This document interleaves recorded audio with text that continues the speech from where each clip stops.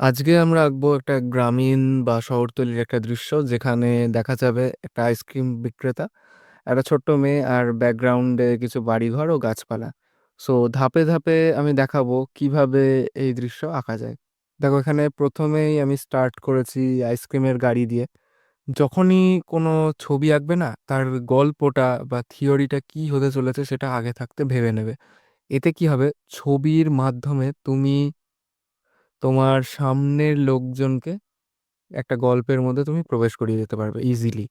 ছবিটা অবশ্যই গোছানো প্রয়োজন, সেজন্য প্রথমে আমি বলেছিলাম যে আইসক্রিমের গাড়ি এঁকেছি, তারপর একের পর এক প্রথমে আইসক্রিমওয়ালার ফিগারটা, দেন বাচ্চা মেয়ের ফিগার আমি ইউজ করেছি। এখানে বাচ্চা মেয়ে তো যদি না দাও তাহলে এখানে ছেলের ফিগারও ইউজ করতে পারো। আর ব্যাকগ্রাউন্ডে গাছ করেছি আর কিছু ঘরবাড়ি আর কি, কংক্রিটের। তো তোমরা এখানে চাইলে গ্রাম্য দৃশ্যও করতে পারো, গ্রামের ঘরবাড়িও করতে পারো, আরও অ্যাট্রাকটিভ হবে। আমি রেগুলারই আর কি গ্রামের দৃশ্য দেখাই, সেই কারণে কংক্রিটের বাড়ি ইউজ করা। আরেকটা জিনিস আমি যেটা বলবো, সবসময় যখন কোনো কিছু আঁকবে তখন নিজেকে আগে কম্পোজিশনের ভেতর নিজেকে প্রবেশ করাও। এই যে ফিগারটা এখানে করেছি, এই ফিগারের জায়গায় যদি তুমি থাকো, তুমি কিরকম ভাবে দেখবে সেইটা মনে করো, দেন ড্র করো, তাহলে আঁকা ইজি হয়ে যাবে।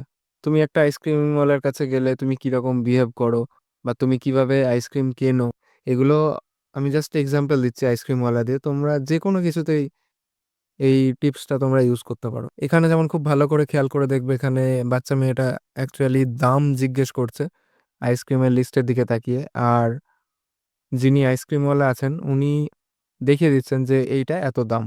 আর অরুণ কিন্তু আমাকে স্পন্সরশিপ দিচ্ছে না, আমি জাস্ট ওখানে আইসক্রিমের একটা নাম দেওয়ার জন্য আমি ইউজ করেছি। তোমরা না দিলে নাই দিতে পারো। তো এখানে এই ছোটোখাটো জিনিসগুলো অ্যাড করার একটাই মানে, ছবিকে বাস্তবের সাথে মেলানো। আমরা যখন লাইভ স্কেচ করি বা লাইভ স্টাডি করি তখন তো আমরা বাস্তব দেখেই আঁকি, তাই না? তো সেইটা মাথায় রেখেই আর কি এটা করা।